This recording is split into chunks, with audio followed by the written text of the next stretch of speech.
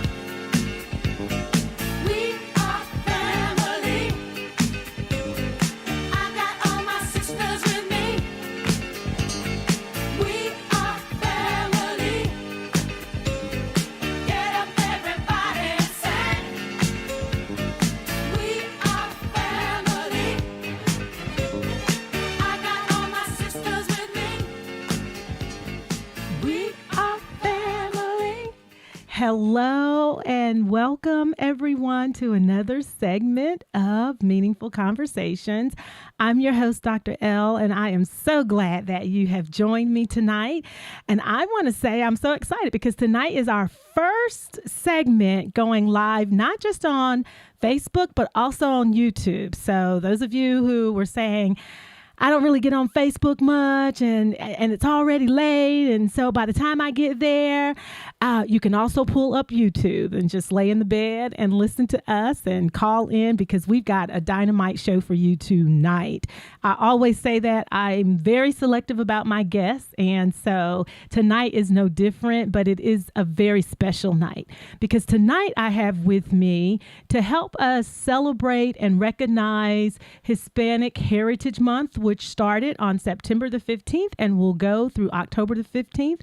I will share with you why that is in a moment, but I have a very special person, not in studio because we're still under the COVID restrictions, but via Zoom with me tonight as my guest, someone who I met during the work that I do during the day, as they say, but also it runs through the night on the weekends and beyond. In the COVID space, working to make sure that historically marginalized populations have access to the services that they need, that policies are being implemented to improve the outcomes and mitigate the effects of COVID on historically marginalized populations that include African American or Black, Hispanic or Latino or Latinx, American Indian populations, our refugee populations, and many others, those who are living with mental health and substance use disorders, as well as intellectual and developmental disabilities. So we know that this pandemic has not had, an equal effect on, and it's not affecting everyone in the same way, that there are disparate effects and outcomes. And this woman, man, if you do not know who she is, after tonight, you will. And you will be, I hope, just as, inspired and in awe of just what an amazing person she is. It is none other than my good friend, a colleague, but a very good friend I think I can call now because we've labored and this in the vineyard, so to speak, and the laboring has been hard and intense. But we've had each other and I believe God places people in your life for such a time as this. And so I'm just grateful to him. But Dr. Viviana Martinez Bianchi, she is a physician. And she is at Duke. I know I'm a Tar Heel, so all my Tar Heel fans, I know there are some good Dukies out there. And this is one of them, one of the best. But I want to read just a part of her bio, and then we'll let her tell you who she is. But Dr. Viviana Martinez Bianchi believes there are 3 components needed for progress toward achieving health equity. And those 3 components are pursuing health equity, teaching health equity, and health equity as a personal value. In her role at Duke as the Director of Health Equity for the Department of Family Medicine and Community Health, she has the opportunity to implement and to carry out all of those components in the work that she does to affect change. Martinez Bianchi's passion for health equity and related policies stems from her teenage years. When she was 14 years old, the United Nations held the International Conference on Primary Health Care in Almaty, Pakistan, which resulted in the Declaration of Alma Ata. This declaration identified health as an essential human right and promoted the importance of primary health care around the world. As a result, nations began to take action to improve their healthcare policies. While she was back at home in Argentina, what's that song? We love you, Argentina, or whatever that song was. Like, I'm horrible Don't with it. cry for Don't me, cry for me, Argentina. Argentina. That's right. Oh, goodness. Martinez Bianchi was inspired, and at 14, her father, a vascular surgeon, was following the conference closely. And there's more to read in her bio there. But she is in family medicine and is a lead voice and champion for health equity, not just for the Latino community, and that is so important because she leads Latin 19's work. In North Carolina, which stands for Latinx Advocacy Team and Interdisciplinary Network for COVID-19. But she does so many other things to make sure that all HMPs, not only are they given the services that are important in testing, vaccine access, medical access, but that they are treated with humanity and dignity. And that's what I so love about her. And she is unapologetically a boss. And you use your own imagination to decide what that means for you. But she is unapologetically a boss, and I think she is the Latina Shirley Chisholm, unbossed and unbought. And so I am so glad to have you and welcome my great friend to the show for this evening, Dr. Viviana Martinez Bianchi. But I do want to say before I bring her on, the reason why, if you were wondering, that Hispanic Heritage Month is starts in the middle of September as opposed to the beginning of the month. This is the reason why. It traces its history back to 1968 when the observance was just a week long. President Lyndon B. Johnson signed a bill designating the week of September 15th as National Hispanic Week. However, advocates wanted to recognize the independence of several countries, including Costa Rica, El Salvador, Guatemala, Honduras, Nicaragua, which is on September the 18th, and Mexico's independence, which is celebrated on September the 16th. So instead of starting at the beginning of September, they started recognizing Hispanic Heritage Month in the middle of September, so it goes all the way through October. So that's a little known Latin and Hispanic history trivia. So welcome, my friend. So glad you're here with us tonight. Michelle, Dr. Law, such a pleasure to be here with you tonight. It's you texted me about whether I wanted to appear here, and I'm like, yes, you're a sister, you're Yes. a friend, you're somebody who I just really respect in the work you are doing, and it has been one of the highlights of the pandemic has been to meet you this past year. Oh, wow. Thank you. And I played that song as our anthem, We Are Family. I got all my sisters with me, so that means a lot. Well, I read some of your bio. I didn't go through all of where you went to school and all of that. You can share that in answering this question. Tell my audience, who is Dr. Viviana Martinez Bianchi? She's an immigrant. She's a wife, a mom, a sister, a daughter, a community activist, a doctor. I moved to the United States 30 years ago because I wanted to train in family medicine. It was a specialty that I had learned about. I was a high schooler, a foreign exchange student in Chicago when I heard about family medicine, and I heard about the opportunity of taking care of people from the beginning of life to the end of life and everything in between. And I thought that's what I want to do. And I also dreamed about this opportunity to work in primary care and also in public health. I never thought. You mentioned my father. My father was a vascular surgeon, but he was a family doctor of sorts as well, because we used to go in the islands in the river where I grew up in Argentina. My dad always had his doctor's bag, the black doctor's bag. Wow. And we will go in a sailboat, and fishermen from the islands will row towards my dad's boat every time they saw us. And my dad took care of people. He anywhere from diabetes to high blood pressure. He will come over. He will um, uh, clean wounds, and so I learned this since I was little.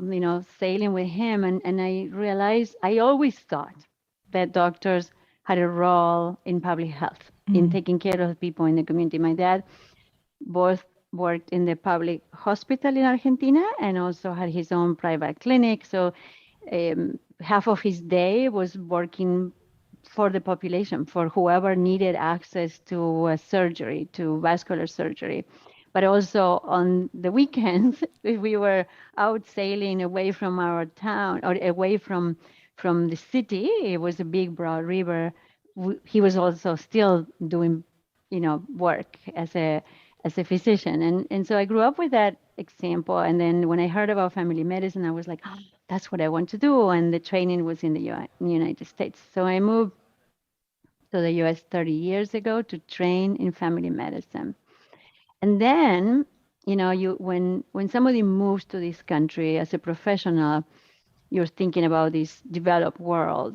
And then one of my first discoveries, and I was in Chicago, my initial time 30 years ago, I started in Chicago. And the first lecture I attended was about a book that was called There Are No Children Here. And it was about children growing up in the housing projects in Chicago. And I heard that, and I was so deeply impacted by the reality of what the author was describing about the reality of how children were living in the inner city in Chicago, and the lack of access to health care, the lack of access to good housing, the easier access to everything that was wrong and nothing that was easy to achieve in society, that I thought, this is what I want to do. I want to be able to think about what policies are necessary to change this, right? And what is it that we need to learn? That was one thing. And then the other, so discovering that there was this world within the most advanced country in the world, that where people lived with worse disparities than the ones I had left in a third world country, was really telling. And then the other thing that really moved me to say, okay, I got to do something about this, was I was being interviewed for a position to be a resident in a family medicine program. And I was taken out to dinner by faculty and by residents, trainees, people that were ahead of me, right? And as a recruiting dinner. And I could hear in the kitchen there was Spanish being spoken, right? I could hear anything from, good words about the food to big swear words. You could hear aventos, los gritos, all the yelling in Spanish. And I was like, immediately my ears were tuned into the conversation that was happening inside the kitchen in this restaurant. And ironically, the program director who's recruiting me to this residency setting says, well, Viviana, we want you to know that we would love for you to choose our program, to train with us. We would love to really recruit you. The one thing we need to let you know that is, we love that you speak Spanish, but we need to warn you that there are no Hispanics here. That our clinics is no Hispanics. There's nobody. You won't be able to use your Spanish. And I'm thinking, the kitchen is full of Hispanics, right? The kitchen had accents from Mexico and Latin America and Central America speaking together, and I'm thinking, they are here among don't exist, us. Right? they are they are hidden Right. in this space that unless you speak the language, you don't know they're there. Yeah. They're invisible or unheard. And that was, to me, those were some of the telling things that really made my heart beat faster and say, as a family doctor, I want to have a career that involves being able to see what is happening in communities that are so on the margin of society, and how do we work together to improve conditions, and how do we elevate that community resilience, right? That what the community assets are, and what is it that the community can do, if it were heard. Yeah. Yeah. That's I can listen to to your experience, and as I listen to it, I think about African Americans and similar experiences, right? When you make it to the level that you've made it, as a physician, and as one that's being recruited, right? And not having to go out and say, hey, I want to come in your program, but one that's being looked at and recruited. So that's a very, honorable and, in a lot of way, privileged position to be in. And so one of the things that really attract me about you and your perspective is that you don't let your position get in the way of your humanity and your recognition that there are those in a world within a world. So I want to ask you, when you saw what was going on at the border with children, what kind of thoughts went through your mind?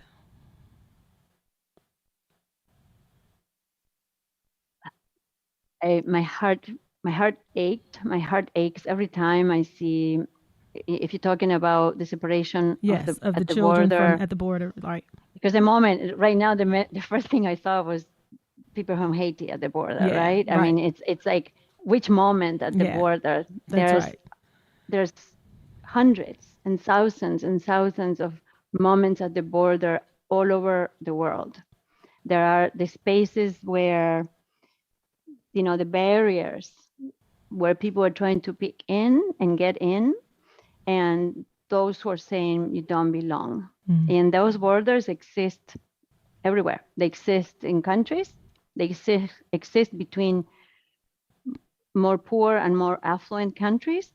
The borders, the movement in the border changes depending on what's going on each side, but they occur every day. They occur in They exist hospitals. They in occur in communities. schools. They Right in exist in here. communities.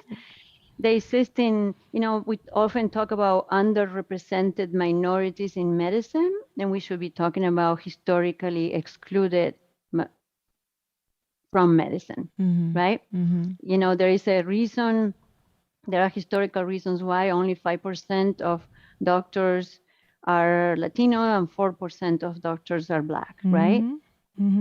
And often we are being talked about, we are underrepresented in medicine. And a real good friend, an ally, Sarah Nosset, a doctor in New York, said, Viviana, I think we need to start talking about historically excluded from medicine. It wasn't because there were no Black kids or Latino kids or young adults that wanted to be doctors or nurses. It was because there were exclusions. There were ways for which they couldn't get into schools or colleges, or there were barriers that started early when they were inside their mummies and in their bellies, right? When there were seeds in mom and dad, right? When they were in communities like the one in the book you mentioned, there are no children here. Yeah. So the borders, when you talked about the border, the border crisis, when they were separating children from moms, it was, I think, one of the toughest times for me as somebody who chose to become an American citizen.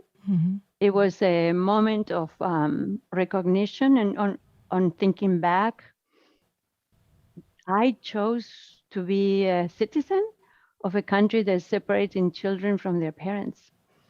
And it was a recognition of what is it that I need to do so that this doesn't continue to happen. What are the voices? And And I had amazing colleagues that actually went to work in the border.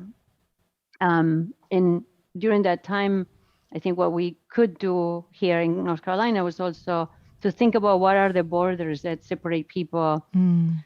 And I think the work that where I met you, right, Yeah. with HMP was part of this, creating something that is not a border, Right. softening the edges so that communities can be part of the mainstream. Yeah. That's right. So let's talk a little bit about North Carolina and about not just North Carolina, but the COVID pandemic around the country, because it's the disparate impact on African American, American Indian, Hispanic, Latinx, or Latino communities is happening all around the country. But let's talk specifically about what you think some of the factors are contributing to that through the work that you do here in North Carolina, and then what we'll talk about on the other side of that question, what some of the solutions have to be. So I think if we think about the pandemic, Mm-hmm. I think one of the initial concerns that I expressed, and I saw, and this is not unique to North Carolina, it happened all over the world, that the initial thought process was that we need to concentrate on hospitals, when the first thought process was that we should have concentrated on communities and look at which are the most vulnerable, what are the areas that are going to be most vulnerable to transmission of disease, to looking at any time of crisis, there are certain things that we need to think about, right? Living conditions, sanitary conditions, working conditions, family cohesiveness, what are the resilience factors, etc. And we should have immediately look at, okay, which are those zip codes. We started talking about the zip codes with difficulty after almost 9 months later, right? Like that we should have been the first thing. Okay, and we this is what now we deploy. This is now where we deploy mitigating measures so that we don't end up with those big numbers that we saw spreading like fire through our community that disproportionately affected Black and Latino and Native American communities, right? Right. Or American Indian, right. The originary members of this land. That's right. So those were some of the things that I thought was really, really important that we needed to have looked at. And then what was their access to primary healthcare services, and what can we do in the primary healthcare perspective? And so we had a pandemic that reached our borders, came in. You couldn't isolate it or separate it like they did for other things. It reached our borders, and we were unprepared because we were only thinking of ventilators in the hospital, and we were not thinking about which are the communities that are going to be more highly affected, which are the communities that are going to be more susceptible. And then when the country started deploying testing, for example, it was deployed through the regular methods of access to healthcare. And we already had a big segment of the population that didn't have access. That's right. Wasn't included into those, who's your doctor, who is your trusted physician, or clinician, who is the person that you go for those questions. The trusted people were the people of the community. Right. And so again, and their doctors were emergency room doctors. Right. So there is no continuity. There isn't somebody who knows you. I mean, if I am your family doctor, I know you, I know your family, I know how disease affects you. I might have been taking care of you since you were a teen, or I take care of you and your parents and your children. And so I know, but so many people don't have access to that, what we call also the patient-centered or a community-centered clinical or medical home, right? Like so many people don't have that. And so we created access to testing. Initially was all following the regular patterns of access to healthcare. Yeah.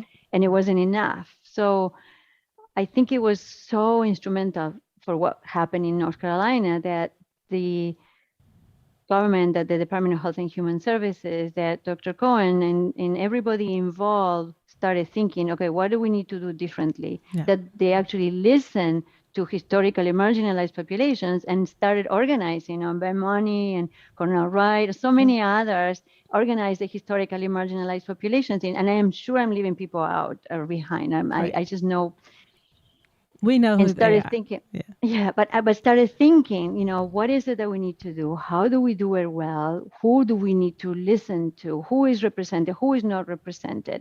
And then not just look at racial and ethnic disparities, but look at homebound people who are living with disabilities, people who are living without that access that is just so important, or rural communities that don't Right. have even broadband access, right? Yeah. And so I have been proud of seeing the work that where I met you, right? Mm-hmm. The HMP team, the Yeah. historically marginalized population teams, with the Department of Health and Human Services of the state, because I believe in the mission and how much of a difference it had been made because of that listening, because of that planning, because of that constant looking at where is it needed. Nope, there's no Right. testing here. Which neighborhood of this county needs access? Where are the people that are suffering the pandemic the most, right? Looking at data to support deployment of testing and then later on of vaccines.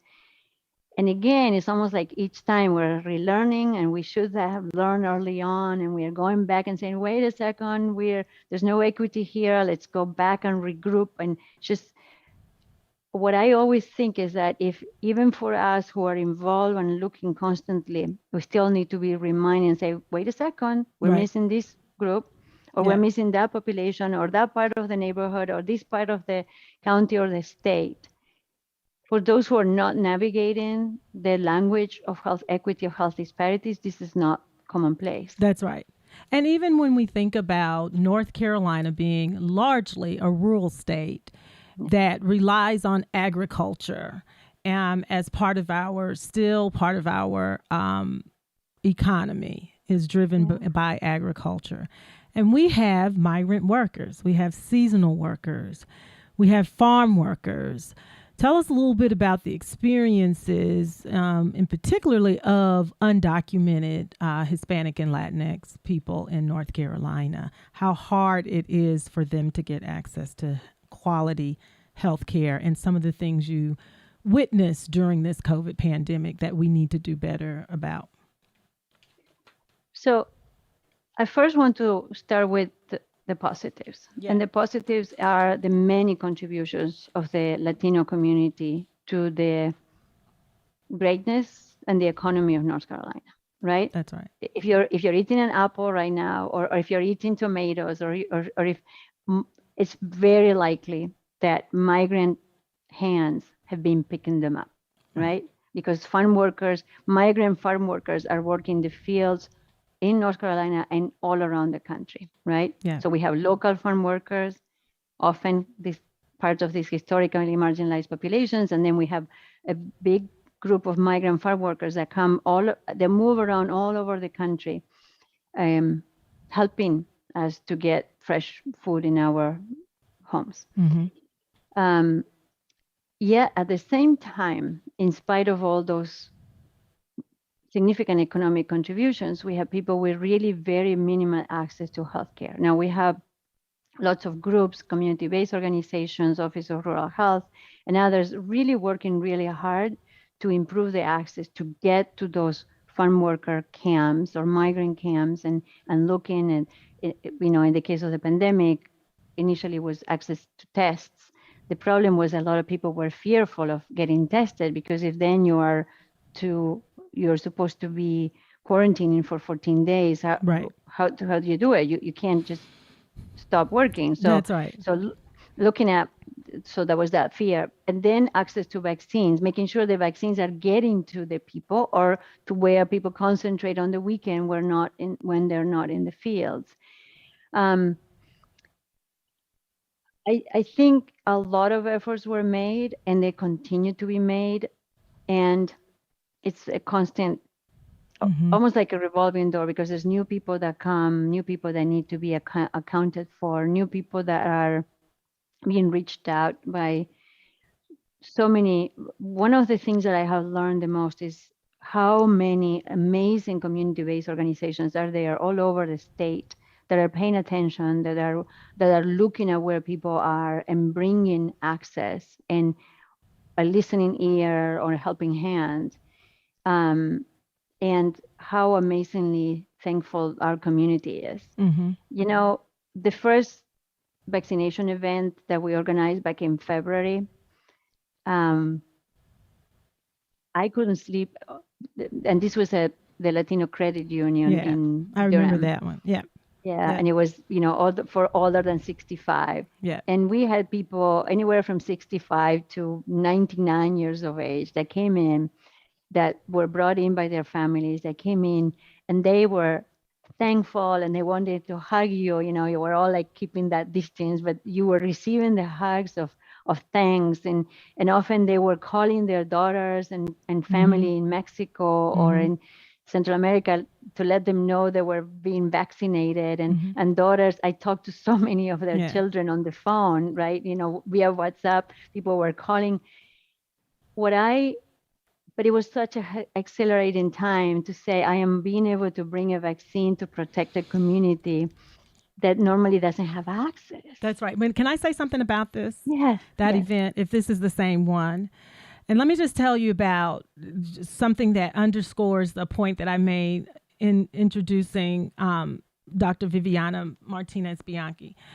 She called me that night and she said, you know, we've got about an hour left or so to go. And Dr. Laws, if you know of any African-American seniors or elders who need a vaccine, please send them here. We can do it here too. I mean, this was set up for the Latinx community, but we have some vaccines left. And if you know, so you weren't just focused on getting our senior, because just context for everybody, when we first rolled out the vaccine distribution in North Carolina, we did it in stages, and the first were our elderly and those who were in skilled care facilities, long-term care facilities, and the like.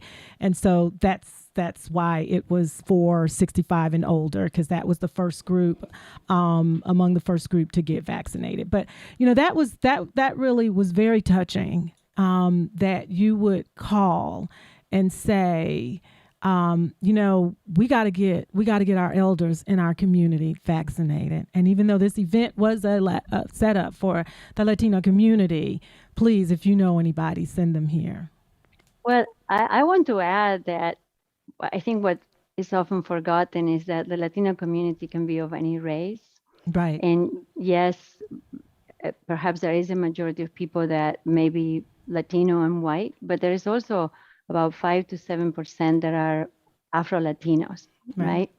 And I think there is sometimes that there is that thinking that if we're doing something for one group, we're not doing for the other.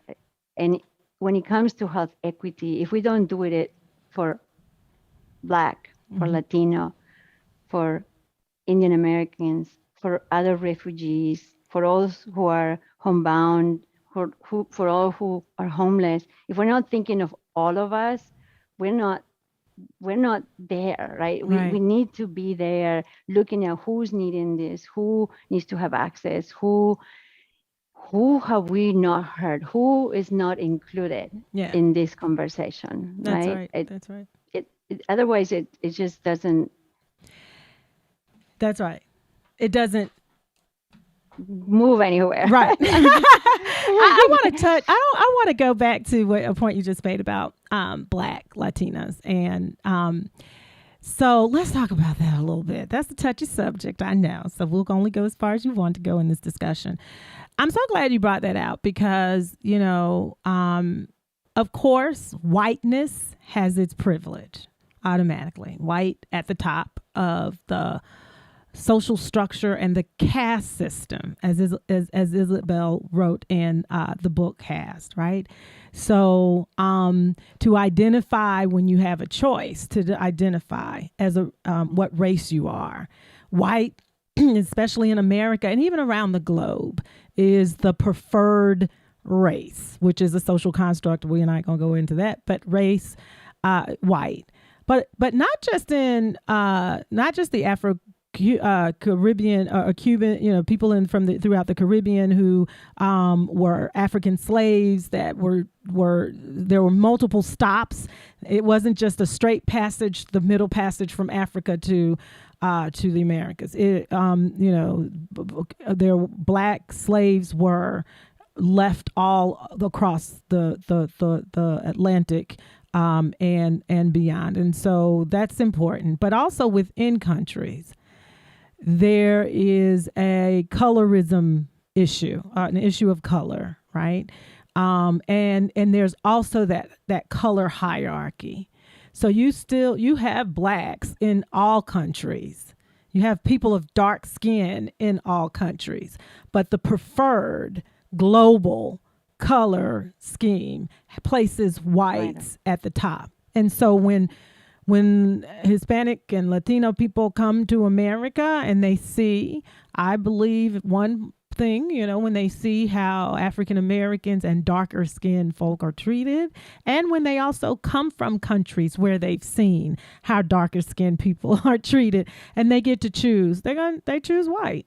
And we can debate whether that's good or bad, but that is true, and that's important for people to understand.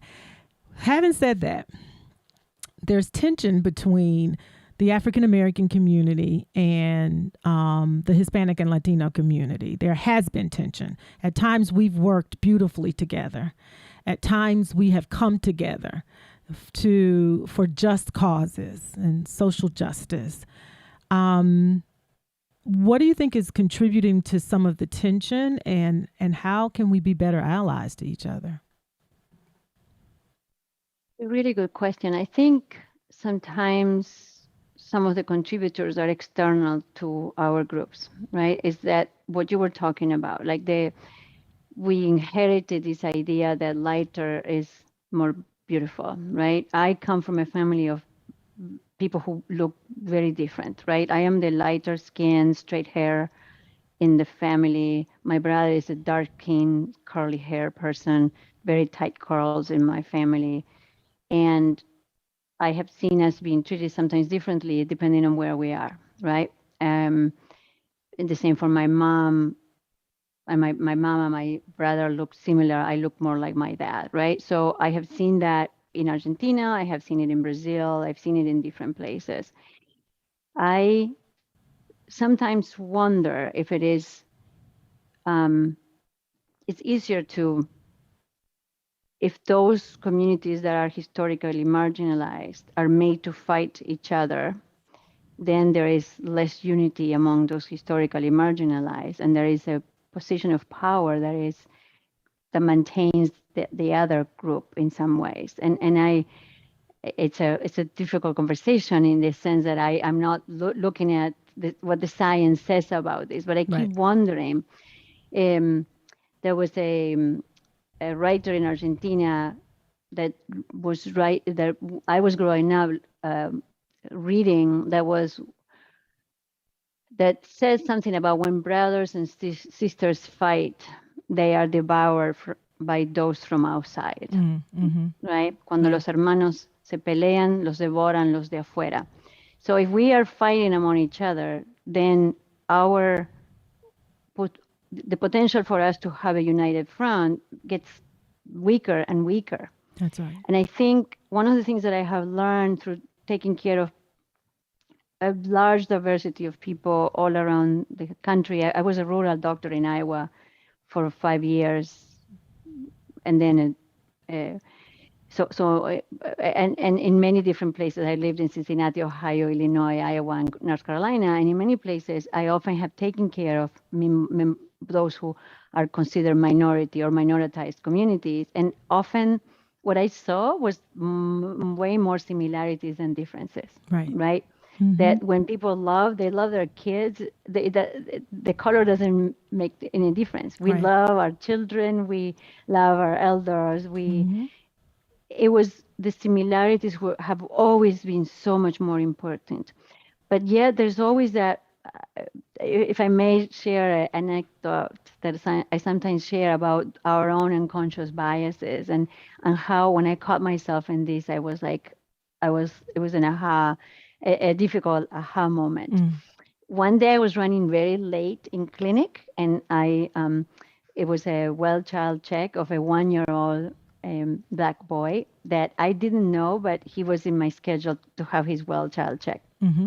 And the nurses all told me the mom and the aunt are really, really angry because you're an hour behind, right? And I walk in, and they're looking at me really like Mm-hmm. serious, dark, Mm-hmm. like in this, like, Yeah. we don't like you, You're right. you're like, they're like, you're an hour behind. I'm like, I am so sorry. I apologize. I'm very behind. I tend to run behind because I tend to talk with people too long. I'm very, very sorry. I apologize. It's been a crazy day. And then I just sat down and started talking about the baby, and the baby, he jumped into my arms, and I started taking care of him and examining him when I'm holding him, and the mom goes, "Oh my God, he's never jumped into someone's arms like that. I thought he would be scared of the doctor." I go, "No, no, he's not scared." So I'm Mm-hmm. examining him. I'm looking at his ears where he's just giggling. And so the mom was, the initial being angry that I had walked in so late, and was was dissipated by this kid picking on to me right away. And so I had the exam, and then I had to go back outside to bring the paperwork, right? But the auntie kept looking at me serious, and I'm thinking, oh, I'm so sorry. I am one of those people who can't.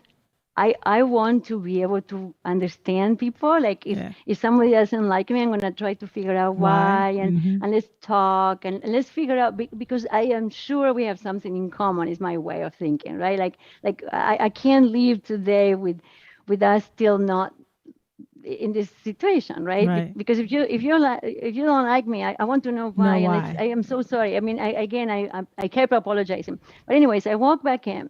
I go back, and I walk back into the room, and in my mind it's like, well, she probably doesn't like me because I'm Latina, and black and Latinos don't like each other. So this is Right. what's going on in my mind, right? Yeah. Like Sure. it must be because I'm Latina, and she probably doesn't like me because of that. And then of course I was late, but she saw that the baby liked me, and so why didn't she smile at that, right?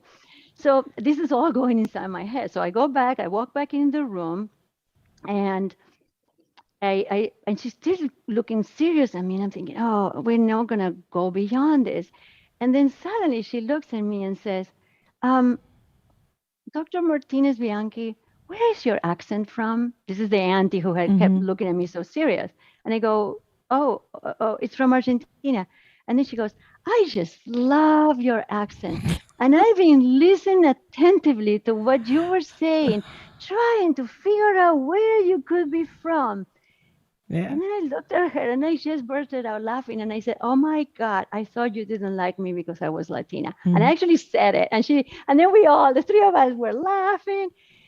And Yeah. I share this moment because I want to share that we have those unconscious biases, those things that Mm-hmm. are that were implanted in our brains at some point, or we heard this, or maybe there are real wars that happen between neighborhoods, or maybe Yeah. it's illustrated in what's the musical, right? Yeah. Like where Puerto Ricans versus black neighborhoods Right. fighting in Yeah. I'm blanking on the name, right? But Not but West Side Story. West Side Story, Yeah. right? Like Okay. it's portrayed in Mm-hmm. so many settings, and Yeah. but I just wish we can move forward and go beyond this. Is it Yeah. black, or it's not one or the other? Is all of us are Yeah. suffering the effects And of. I think those walls are coming down, especially with the generation now and the ones hopefully that will come Yeah. after them. My two goddaughters have babies, one by a Mexican guy and another one by a Latino, a guy whose father was Dominican and his mom is Puerto Rican. And then at my nephew's funeral not too long ago, back in July, I was just really moved by this group of Latino or Hispanic guys that were there to support him. And so I'm seeing in communities more and more young people in particular not moved one way or the other by the fact that they come from different ethnicities. And all they're hooking up, they're falling in love, they're working together. And that's what gives me hope. So I want to ask you, what gives you hope? People's humanities, and what I have seen that behind all of these inequities and disparities, there are really good people trying to make a difference, and sometimes they don't know how. Yeah. And that we need to learn from each other. That's one thing. I mean, there are so many things that give me hope, but I'm one of those people whose glass is always, half full. But I think our shared humanity gives me hope in that we are listening and that we are paying attention and that we are trying to make things better. Seeing my son's generation, my son is 19 years old, gives me hope. But also seeing there's so many colleagues and friends who are really, really eager to see a different world. Yeah. And that decided to stand up against injustice and say we can't take this, right? That's right. That's right. So let's talk about young Viviana. What would you tell your younger self? What are some lessons you've learned along the way? One, as a woman. Two, as a Latino woman. And three, as an immigrant. So let's talk about the lessons you've learned as a woman that you would tell your younger self. That my mom and my aunties were right. That there is, if you study, if you're committed to your work, you will make it. You will move on and you will make a difference. My mom is 81 years old and she is a biochemist, right? Wow. So she was one of the few in her generation and in my generation of the moms of my generation who already had broken barriers. And my aunties, her cousins were judges and lawyers, and so that was already so you come a generation. From the privileged class, though, right? So how is that received? No, I come from immigrant grandparents and great grandparents that work really hard to give their kids an education. So my grandmother was a seamstress. Yeah. And my grandparents, who were from Spain, started as cleaning people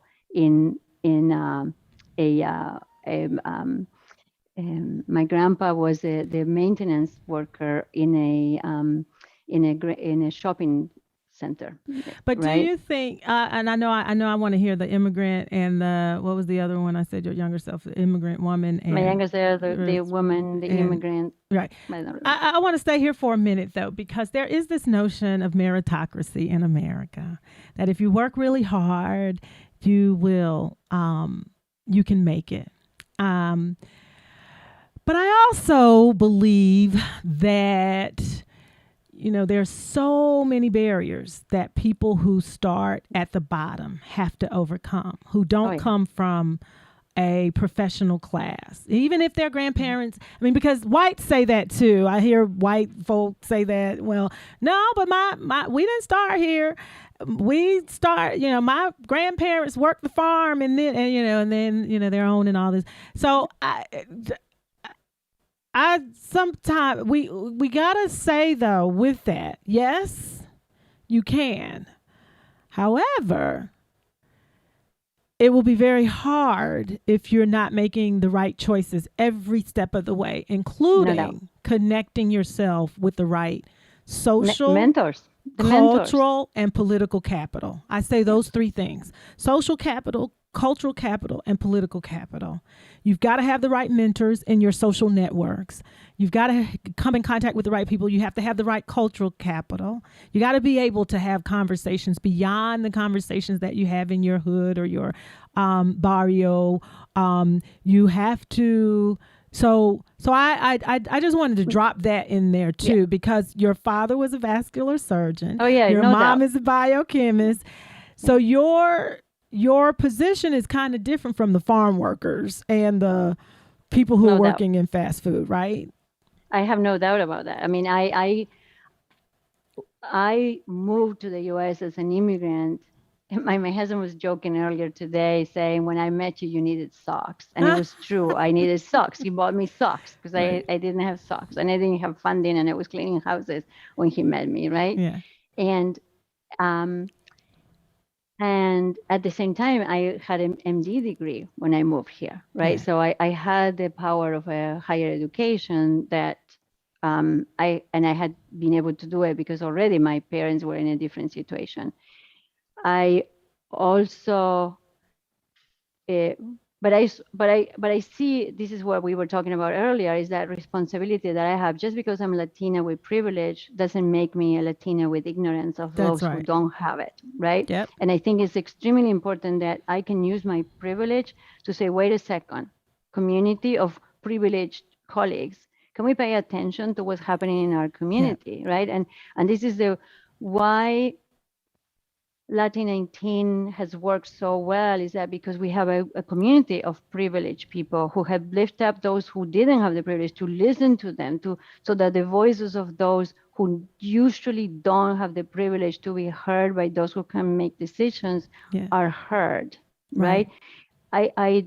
I often hear that communities don't have a voice. It is not true. Right. Communities do not have somebody who listens to them. That's right. Communities always have a voice.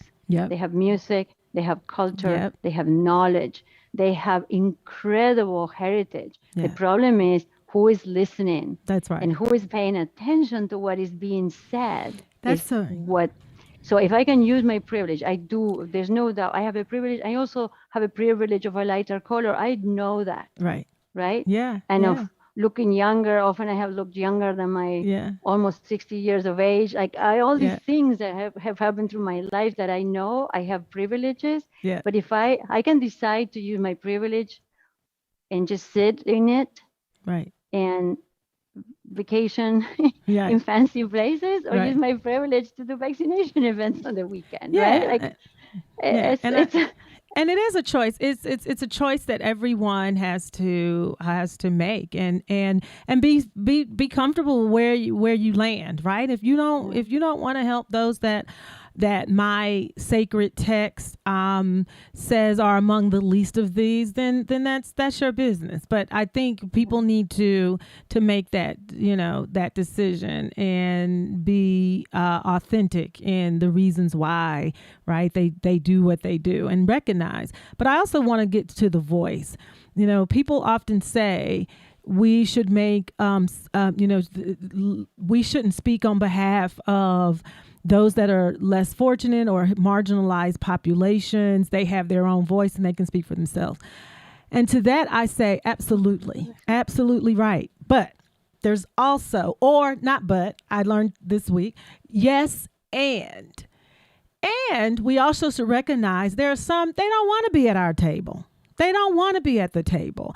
They are trusting that those of us who are at the table are representing them in their best interest and are making decisions that will improve their life conditions. I have family members who could care less about politics, who could care less about coming to a meeting, who don't want to dress up and be, come to and mingle in with, the bourgeoisie, so to speak.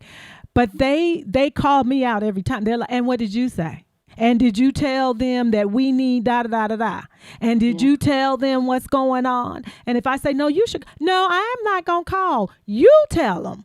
And so I think it's both. We have to understand that when we make it on the inside, we have a responsibility to make sure that we are representing the voices of those who are on the outside.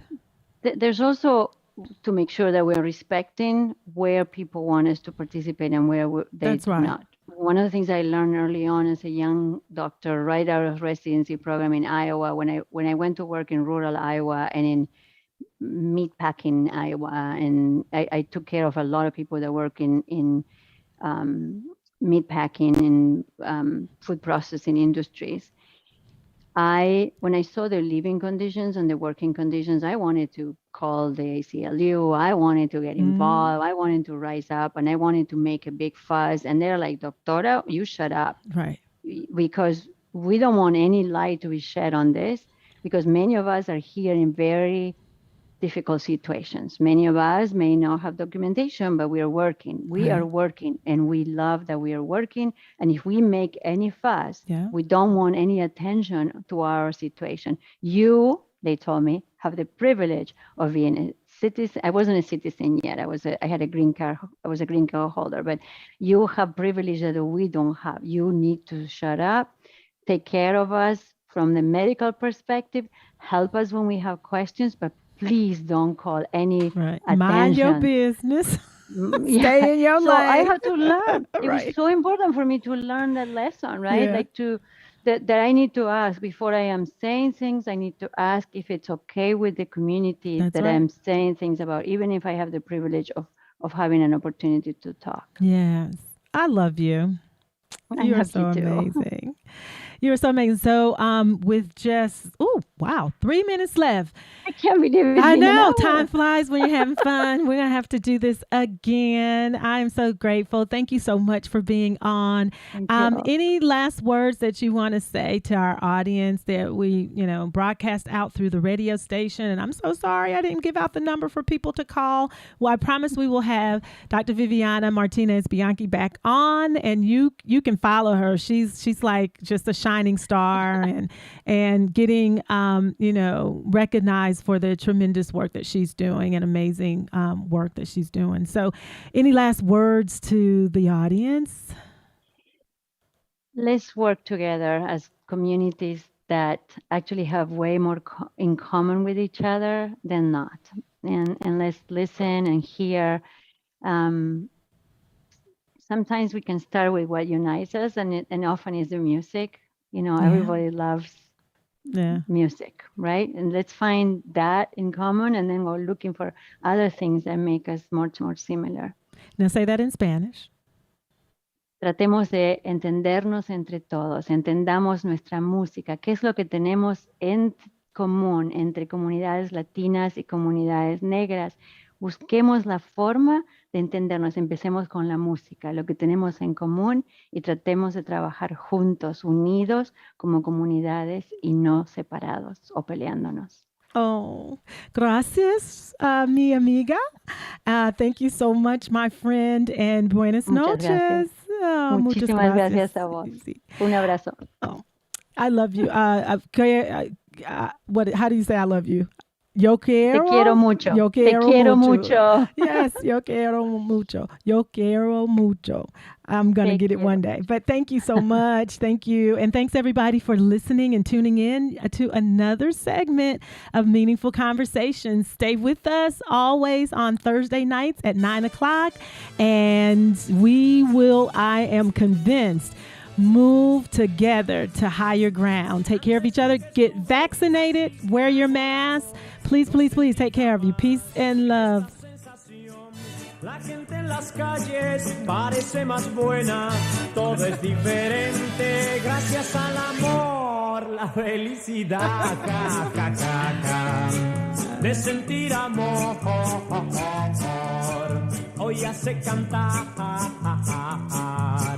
a mi corazón.